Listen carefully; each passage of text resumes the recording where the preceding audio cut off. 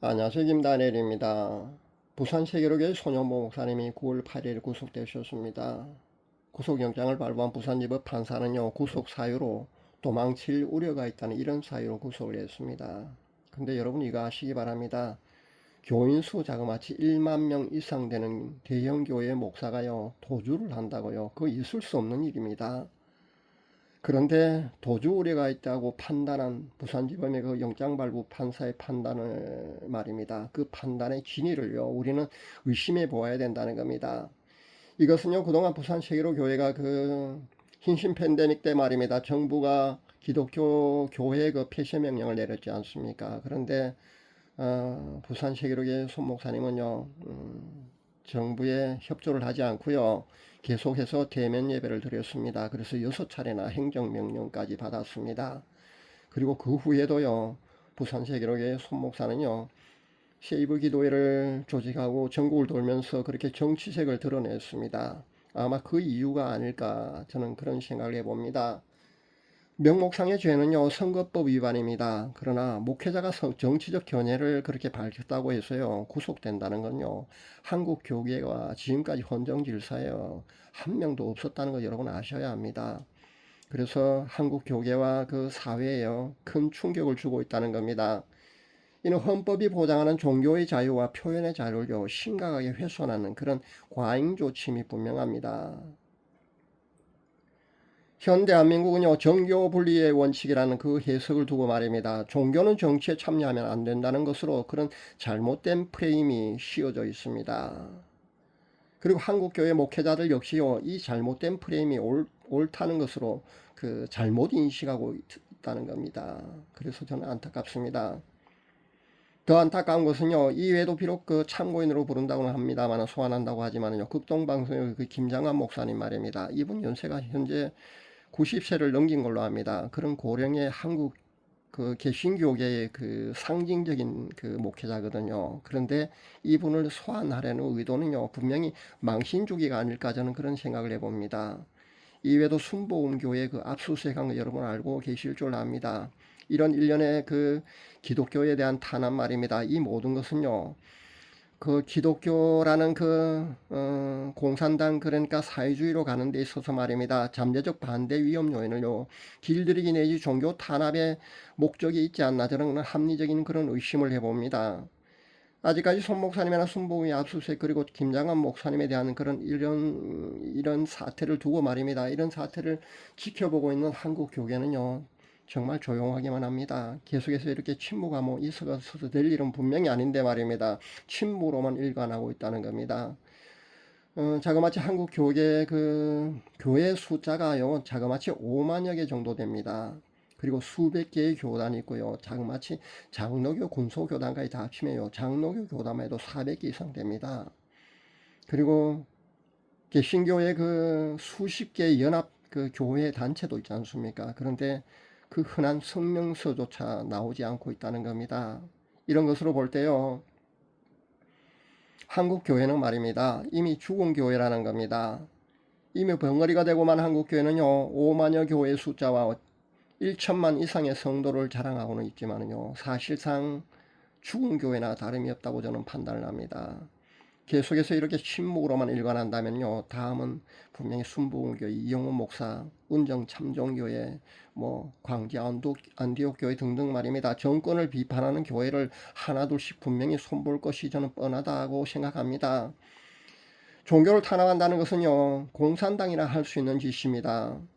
지금처럼 이렇게 아무 저항도 없이 만약에 그 한국 기독교계가 말입니다, 침묵으로만 일관한다면요, 어디 기독교뿐이겠습니까? 불교나 천주교나 뭐 이런 다른 타 종교까지도요, 차츰 아마 그 안심할 수 없을 줄 압니다. 우리는 507 군부 독재라고 하는 그 전두환 정권 때 말입니다, 서슬퍼런 전두환 정권 때도요, 그 전두환 정권 때 그 급진좌파인 천주교 정의구현 사재단 신부들하고요, 이분이 소속되어 있는 그 성당을요, 그 정부가 건드리지 않았습니다. 압수수색하고요, 신부들 그 구속시키고 그렇게 하지 않았습니다.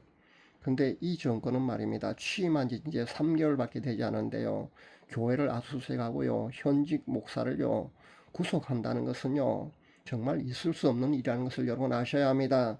그러니까 그 의미에 대해서요, 한국 교회는요, 심각하게 받아들여야 된다는 겁니다.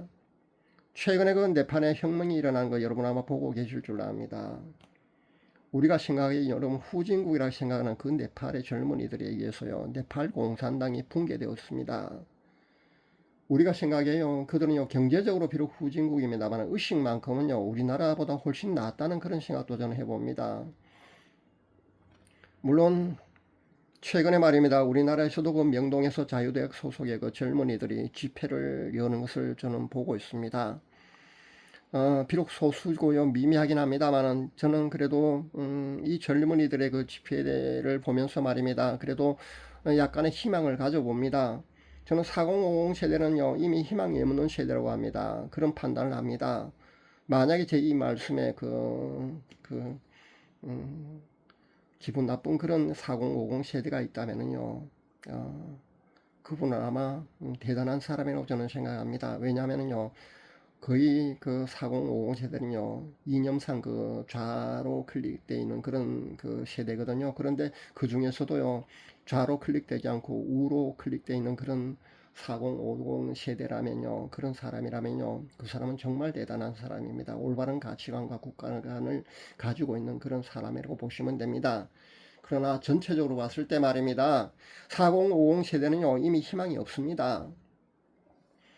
그래서 저는요, 2030 세대들이라만 해도 이 2030 세대들만이라도요, 깨어나야 한다고 생각을 합니다. 그 명동에서 그 자유대학 소속의 젊은이들이 현재 집회를 하는 것을 두고 말입니다, 불안감을 느낀 정부에서요, 최고 책임자 입에서 이런 말이 나온 것을 제가 보았습니다. 표현의 자유가 아니라 깽판이라는 이런 표현을 쓰고 있던데, 정말 최고 지도자의 입에서 깽판이라는 이런 그 상스러운 그런 표현을 쓰는 것을 보고 정말 아연실색하지 않을 수 없었습니다. 최근에 그 네팔과 인도네시아의 그 혁명과 시위에 아마 불안감을 느끼고 있는 것이 아닌가, 그런 생각도 저는 해봅니다. 아마 그럴 것 같습니다. 이 자유대학의 그 젊은이들이 명동에서 그 집회를 하는 거 말입니다, 여기 아마 불안감을 느끼고 있는 것 같아 보입니다. 한국교회는요, 언제까지 이렇게 벙어리가 될 것인지 정말 안타깝기만 합니다. 입법, 사법, 행정이요, 서로 견제와 균형을 유지하지 못하고 만약에 무너진다면요, 이미 그 나라는요, 더 이상 민주국가가 아니라는 것을 여러분 아셔야 합니다.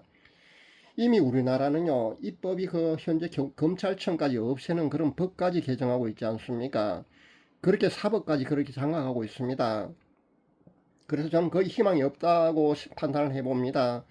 입법과 행정은요, 이미 하나가 된 지 오래고요, 그 사법까지 이렇게 자신들 마음대로 이렇게 주무를 수 있는 그런 단계까지 현재가 있는데요, 이런 단계라면요, 이미 그 나라의 민주주의는요, 사망했다고 봐야 합니다. 최후의 보루가 뭔지 아십니까? 종교지 않습니까?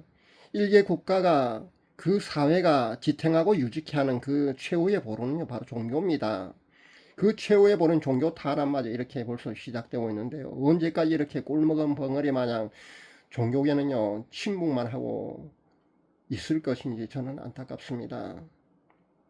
한국 기독교계는요, 침묵만 일관하고 있다면요, 결국은요, 그 종교의 탄압이요, 심해져서 마음대로 신앙생활도 할 수 없는 그런 날이 반드시 옵니다. 그것을 깨달을 수 있기를 바랍니다.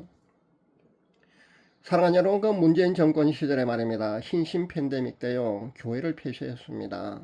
다른 종교는 다 놔두고요, 교회만 폐쇄했습니다.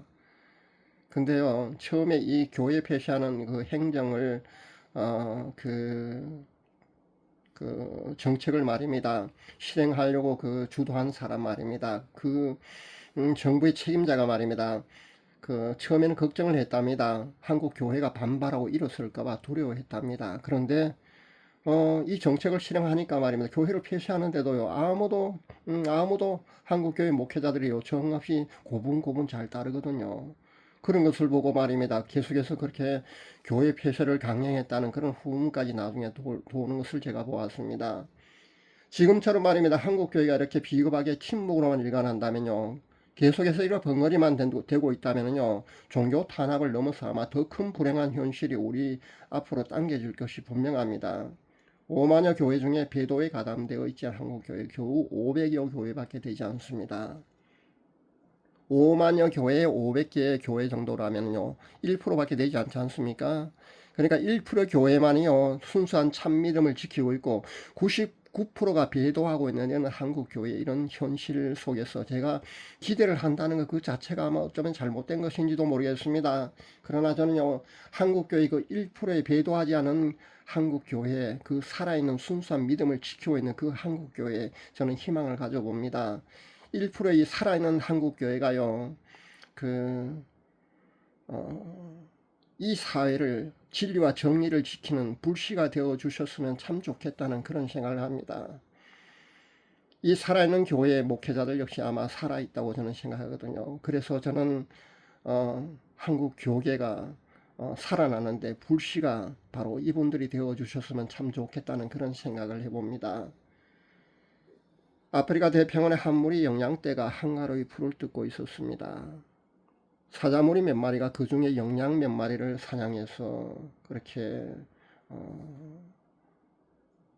맛있게 식사를 했습니다.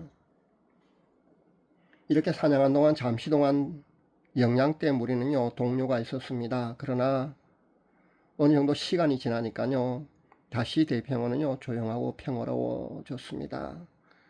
몇 마리가 희생될 때는요 잠시 그렇게 동요되었습니다만 그들이 희생됨으로써요 자신들은 당분간 희생되지 않고 안심할 수 있었는지 모르겠습니다만 그렇게 영양무리들은요 다시 평화롭게 풀을 뜯기 시작했습니다. 대평원은요 금세 다시 평화로워졌습니다. 그러나 이 평화는 여러분도 아시다시피 오래가지 않은 건 뻔하지 않습니까? 한 마리씩 한 마리씩 그렇게 결국 시간차를 두고 계속해서 희생될 것이 분명합니다. 결국 맞서서 저항하지 않으면요 희생자는 그렇게 계속해서 늘어만 갈 것입니다. 그렇게 영양의 무리들은요 계속해서 줄어들 것이 분명합니다. 계속해서 희생당할 뿐이라는 겁니다. 현재 한국교회는요 이와 비슷한 상황이라고 저는 생각해 봅니다. 민주주의 최고의 보는 종교 탄압은 이미 시작되었습니다. 여기에 맞서서 아무 저항도 없이요 그렇게 비겁하게 한국교회가 침묵으로만 일관한다면요 결국 종교의 자유마저 사라지고 신앙생활마저 그렇게 마음대로 자유롭게 할 수 없는 날이 분명히 그날이 앞당겨 우리 앞에 현실로 다가온다는 것을 여러분 잊지 마셔야 합니다. 진리와 자유와 그리고 정의를 외치지 않고 말입니다. 위에서 싸우지 않고요. 저항하지 않고 비겁한 한국교회의 침묵은요. 그런 한국교회의 침묵은 말입니다. 나중에 값비싼 대가를 지불해야 된다는 거 잊지 마시기 바랍니다. 종교 탄압이 이미 이렇게 시작되는데 자유가 없는 그러니까 민주주의의 불빛이 이미 다 꺼져가고 있는데 그럼에도 불구하고 여전히 벙어리가 되어서 침묵으로만 일관하고 있는 한국교회의 참담한 현주소를 바라보면서 저는 안타까운 마음에 피를 토하는 심정으로 오늘 이 메시지를 여러분에게 전합니다. 감사합니다.